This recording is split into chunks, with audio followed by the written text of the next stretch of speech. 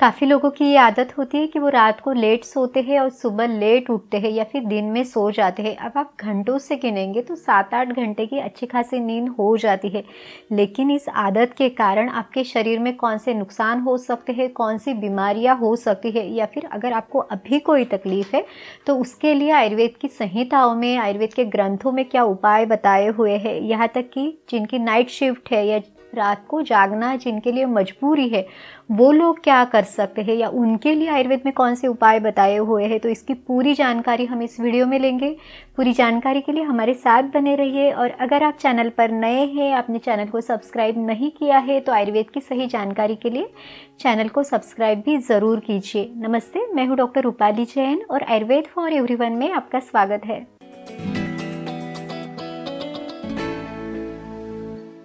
आयुर्वेद में 3 उपस्तंभ बताए हैं: आहार, निद्रा और ब्रह्मचर्य। आहार यानी जो खान पान हम लेते हैं, निद्रा यानी नींद।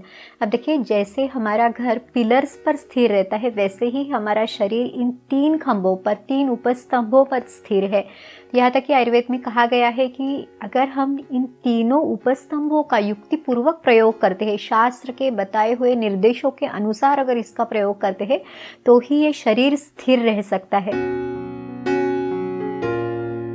वाग्भट ऋषि कहते हैं, रात्रौ जागरणम रुक्षम, यानी रात को जागने से शरीर में रुक्षापन, रुक्षता बढ़ती है। अब ये जो रुक्षता है ये किसका गुण है, तो ये वात का गुण है।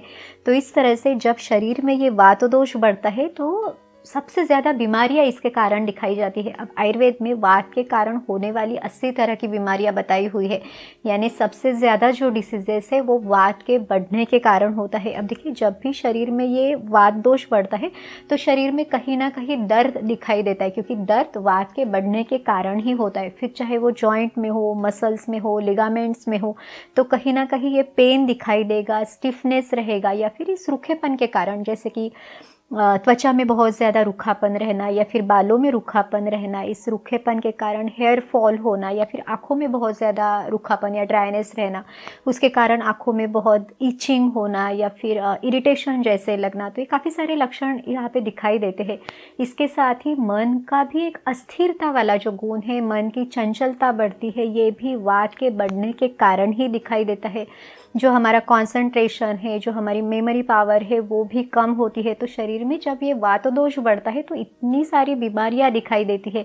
रात को अगर आप जागते हैं या लेट सोते हैं तो इसके कारण इतनी सारी बीमारियां भविष्य में देखी जा सकती है, अगर आप इस तरह की आदत को लॉन्ग टर्म में रखते हैं।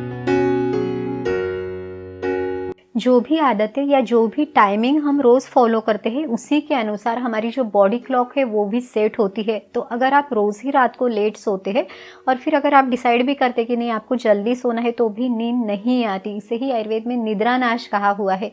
और निद्रानाश के कारण बाकी भी काफ़ी सारे लक्षण या बीमारियाँ देखी जा सकती है। जैसे जिनको निद्रानाश की तकलीफ है उनको अंगमर्द यानी शरीर में दर्द होना, या फिर सिर में बहुत ज़्यादा भारीपन होना, शरीर में भी बहुत ज़्यादा भारीपन होना, हमेशा जम्भाइयों का आना, या फिर चक्कर आना, भूख ठीक से ना लगना, या फिर खाना ठीक से ना पचना। और इसके साथ ही पहले हमने जो देखा, उस तरह के वात के कारण या वात के बढ़ने के कारण होने वाले भी बहुत सारी बीमारियां या लक्षण इसमें देखे जा सकते हैं।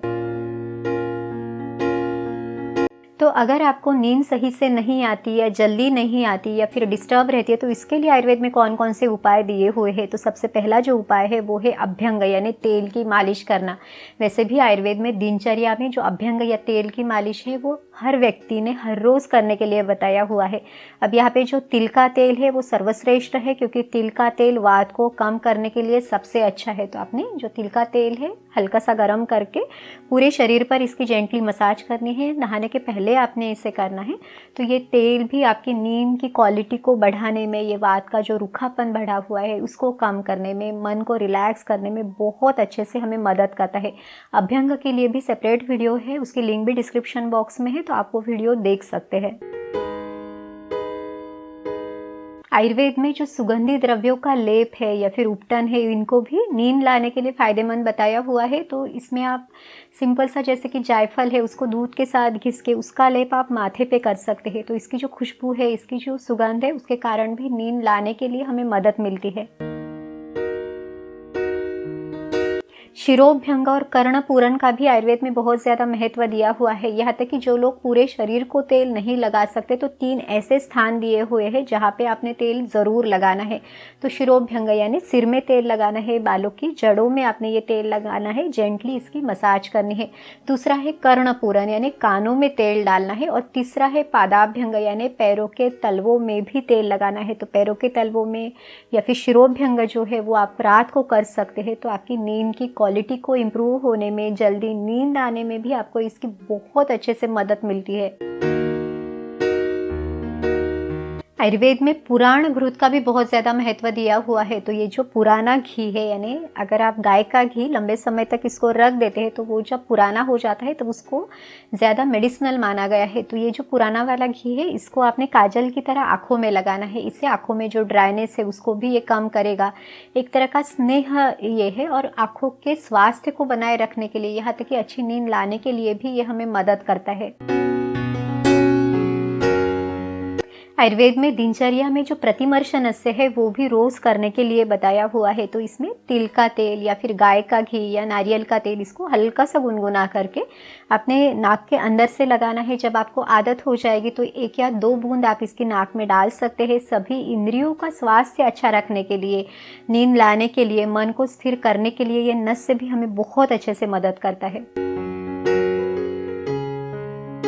आयुर्वेद में शिरोपिच्छु और शिरोधारा भी बताए हुए हैं। शिरोधारा यानी तेल की धारा, यानी माथे पे छोड़ना, लेकिन ये आप घर पे नहीं कर सकते।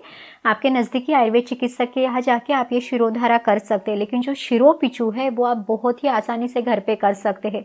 यानी आप इसमें कॉटन पैड या फिर गॉस पीस लेके या तेल में डुबो के अपने माथे पे रखना है। इसकी भी डिटेल प्रोसीजर हमने एक वीडियो में बताई हुई है, आप वो वीडियो भी देख सकते हैं। ये जो शिरोपिच्छु है इसके भी लंबे समय अगर आप इसे करते हैं तो उसके भी शिरोधारा के जैसे ही रिजल्ट्स हमें मिलते हैं। मन को स्थिर बनाए रखने के लिए, नींद की क्वालिटी को इम्प्रूव करने के लिए जो शिरोपिच्छु धारण है वो हमें मदद करता है।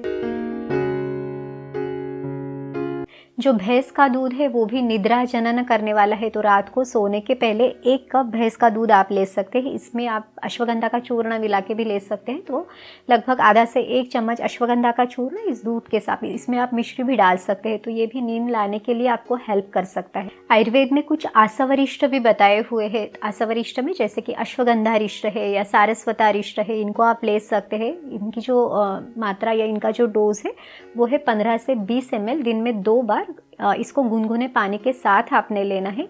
तो ये जो आसवरिष्ट है ये भी नींद को क्वालिटी को इम्प्रूव करने में, मन को स्थिर करने के लिए हमें मदद करता है। एक और भी अच्छा उपाय आयुर्वेद में दिया हुआ है वो है निवृत्ति ही कृतकृत्यता, यानी मैंने दिन भर का अपना काम कर लिया है, इस तरह का समाधान या इस तरह का सेटिस्फैक्शन लेके आपने सोने जाना है। क्योंकि आजकल हम इतनी सारी चीज़ों में उलझे हुए रहते हैं, सोशल मीडिया है, बहुत सारी इन्फॉर्मेशन हमने ली हुई है। तो इन सब से मन को स्थिर करना या फिर इन सभी विचारों को मन से निकालना, तो ये भी एक बहुत ज़रूरी चीज़ है। तब जाके नींद लाने के लिए हमें मदद मिल सकती है। तो निवृत्ति ही कृतकृत्यता, ये आयुर्वेद का नियम भी यहाँ पे ज़रूर फॉलो करना है। अब देखते हैं कि अगर कोई दिन में सोता है तो क्या होता है। तो वाग्भट ऋषि कहते हैं स्निग्धम प्रस्वपनम दिवा, यानी अगर आप दिन में सोते हैं तो शरीर में कफ दोष बढ़ता है, क्लेद बढ़ता है।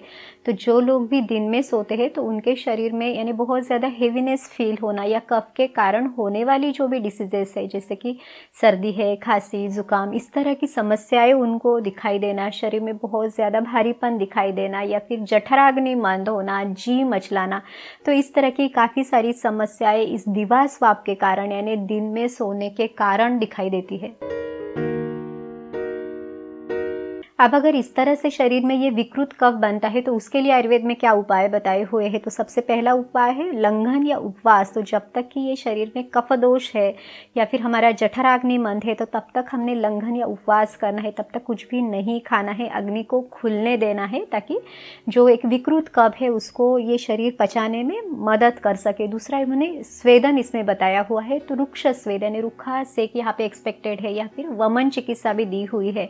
अब आयुर्वेद में जो शोधन चिकित्सा बताई हुई है, पंचकर्म चिकित्सा दी है, तो इसमें वमन चिकित्सा है यानी उल्टी के द्वारा शरीर का ये जो कफ बढ़ा हुआ है इसको शरीर से बाहर निकाला जाता है। लेकिन आप ये घर पे नहीं कर सकते तो आपके नज़दीकी आयुर्वेद चिकित्सक के यहाँ जाके आप ये पंचकर्म चिकित्सा भी कर सकते हैं। अगर किसी की नाइट शिफ्ट है तो उनके लिए रात में जागना उनकी मजबूरी है, या फिर अगर कभी ऐसे हुआ कि किसी कारण से आपकी रात को नींद नहीं हुई तो फिर आयुर्वेद में इसका उपाय भी दिया हुआ है। तो इस अवस्था में आपने सुबह हल्का नाश्ता या फिर हल्का खाना खा के आप सो सकते हैं। तो जितना आपकी नींद कम हुई है, यानी अगर समझिए आपकी रात को 3 घंटे नींद कम हुई है तो उससे आधा समय यानी 1.5 घंटे तक आप सुबह हल्का नाश्ता करके सो सकते हैं। लेकिन ये एक्सेप्शनल है, कुछ पर्टिकुलर अवस्थाओं में ही आप इसे कर सकते हैं। अदरवाइज आयुर्वेद की संहिताओं में ये जो दिवा स्वाप यानी दिन में सोना हमेशा वर्जित बताया हुआ है।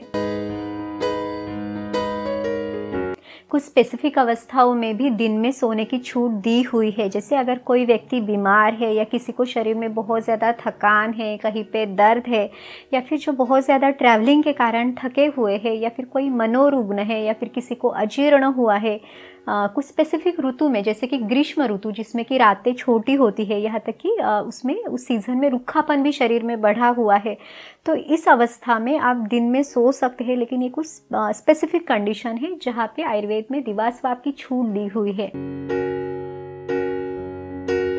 अगर कोई सही समय पर सही तरह से नींद लेता है तो उसे सभी तरह के सुखों की प्राप्ति होती है। ये आयुर्वेद में बताया हुआ है कि उसकी जो भी फिजिकल स्ट्रेंथ है वो अच्छी रहेगी, उसके इंद्रियों का बल बहुत अच्छा रहेगा, उसकी आयु बहुत अच्छी रहेगी। लेकिन अगर इसके विपरीत है, यानी आप सही समय पर नींद नहीं ले रहे हैं, तो एग्जैक्टली अपोजिट होगा। इसे दुखायु कहा गया है, यानी आपका जो जीवन है वो दुखों से भरा हुआ होगा।